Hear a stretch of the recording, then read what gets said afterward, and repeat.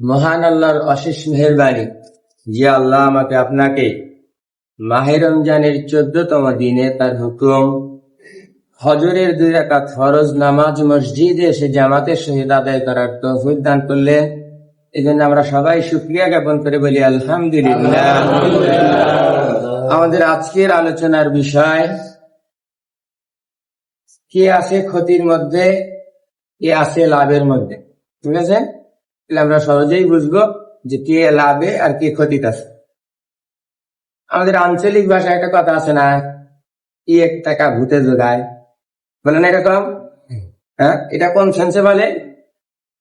কেউ মন্দ কাজ করতে চায়। আমরা ছোটবেলায় সিনেমা টিনেমা দেখতে দাম 15-20 টাকা দরকার, 25,000 টাকার জোগাড় জানি নাই। তার মানে কি, আমার খালি ইচ্ছা যে সিনেমা হলে দাম, শয়তান সেই ব্যবস্থা করে দিছে। তুমি যেতে চাও, ব্যবস্থা আছে না? এ কি ভুল বলতেছি? তার মানে কি 1 টাকা ভূতে জোগায়। এই কথা বলার উদ্দেশ্য হইল এইটা যেমন হতে পারে, অনুরূপ ভাবে কোন মানুষ যদি একটা ভালো কাজ করতে চায়, ভালো কিছু করতে চায়, সে ব্যবস্থাও আল্লাহ করে দিবি। ঠিক আছে না?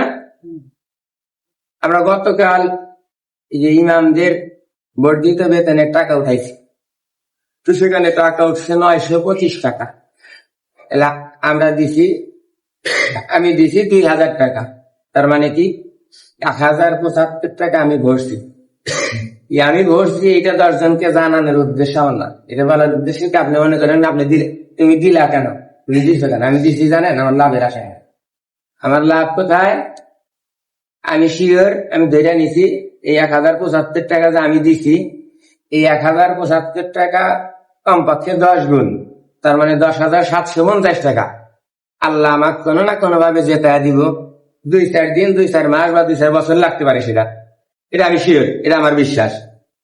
আর দ্বিতীয়ত, সেটাও যদি নগদে আমি ওই বুঝ নাও পাই, আমি এই বুঝ 2-4 মাস, 2-4-6 মাসের মধ্যে, 2-4 বছরের মধ্যে পাবো, যে আমি আমার কাছে ভাবনায় আসবো যে নিশ্চিত এই ক্ষতি হইতে পারতো, 10,750 টাকার আমার ক্ষতি হইতে পারতো বা ব্যয় লাগতো, কিন্তু আমার দেখে এটা লাগলো না।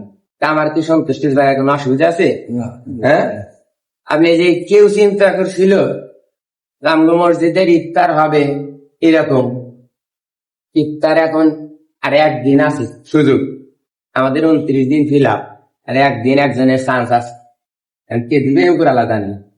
এই সব ইফতারের যে বাজেট তাই লাখ টাকার উপরে, তো বলছি না এই টাকার ব্যবস্থা ফায়সালা কার? ফায়সালা আল্লাহ না। বিষয় হলো ইন্নামাল আমানু বিন্নিয়াত, নির্ভর করবে হলো নিয়তের উপর। ঠিক আছে না? নিয়তের উপর, উদ্দেশ্যের উপর, এইটা হলো মূল কথা। যাক, আমরা মূল আলোচনায় আসি যে কে বলছে যে কে আছে ক্ষতির মধ্যে, কে আছে লাভের মধ্যে।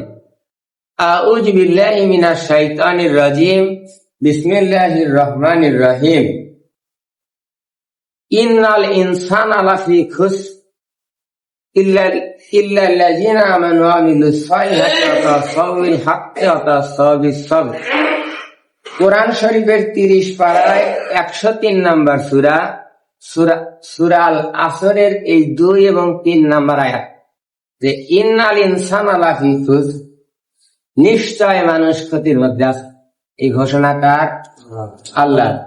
তাহলে আল্লাহ যদি বলে যে মানুষ ক্ষতির মধ্যে আছে, মানুষের উপায় আছে না? হ্যাঁ, এটা কিন্তু স্পষ্ট তো কোরআনের কথা, এত মিথ্যা হওয়ার কোনো সুযোগ নাই। তাহলে মানুষ ক্ষতির মধ্যে আছে। পরক্ষণে বলা আছে ইল্লাল্লাযিনা আমানু, কিন্তু তারা না যারা ঈমান আনে, আমিলুস সালিহাত, যারা সৎ কাজ করে, ওয়াতাসাউ বিল হক ওয়াতাসাউ বিস সাবর, পরস্পরকে সত্যের উপদেশ দেয়, ওয়াতাসাউ বিল হক ওয়াতাসাউ বিস সাবর, এবং ধৈর্য ধারণে উদ্বুদ্ধকারী, পরস্পরকে উদ্বুদ্ধকারী। তাহলে এই 2 আয়াতের সহজ এবং সাদা সপ্তাহ আল্লাহর পক্ষ থেকে ঘোষণা, মানুষ ক্ষতির মধ্যে আছে। শুধু ক্ষতি না বলছে, নিশ্চিত ক্ষতির মধ্যে আছে। কিন্তু সেই শ্রেণী বাদে, কোন শ্রেণী? যারা ঈমান আনছে, সৎ কাজ করে, সত্যের উপদেশ দেয় এবং পরস্পরকে ধৈর্য ধারণে উদ্বুদ্ধকারী। আছে না, আমি বিপদে আছি, তুমি বিবাদে আছো, ধৈর্য ধরা লাগবে।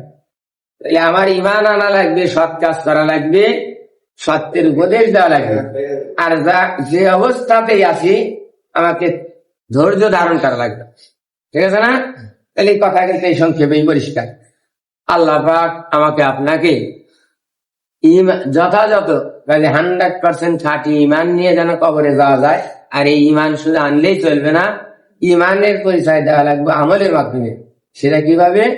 সৎ কাজ করা লাগবে, সত্যের উপদেশ দেওয়া লাগবে, আর ধৈর্য ধারণ করা লাগবে। যে অবস্থায় আছে মাওলার পক্ষ থেকে, আল্লাহর পক্ষ থেকে, এটা তার ফয়সালা।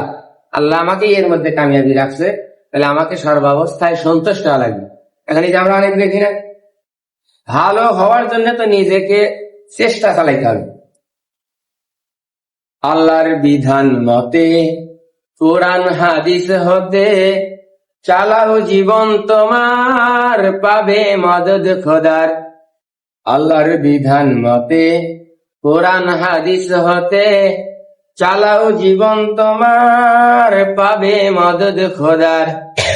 দোজখের আগুনে তুমি পাবে না তো ভয়, তোমার বুকে রাখো আল্লাহরই ভয়। আসবে না কোনদিন কোন পরাজয়, আসবে না কোনদিন কোন পরাজয়। ঠিক আছে না কথা? আমার বুকে যদি আল্লাহর ভয় থাকে, আমার দুনিয়ায় পরাজয় হওয়ার সম্ভাবনা নাই, দোজখের আগুন নিয়ে আমার ভয় পাওয়ার কোনো টেনশন নাই। আল্লাহ পাক আমাকে আপনাকে সর্বাবস্থায় আল্লাহর রাজি খুশি করা, আল্লাহকে সন্তুষ্ট করা ইবাদত এবং আমলের মাধ্যমে, এবং শয়তানের যত আশা আছে সেখান থেকে যেন বেঁচে থাকতে পারি, আল্লাহ সেই তৌফিক দান করুন।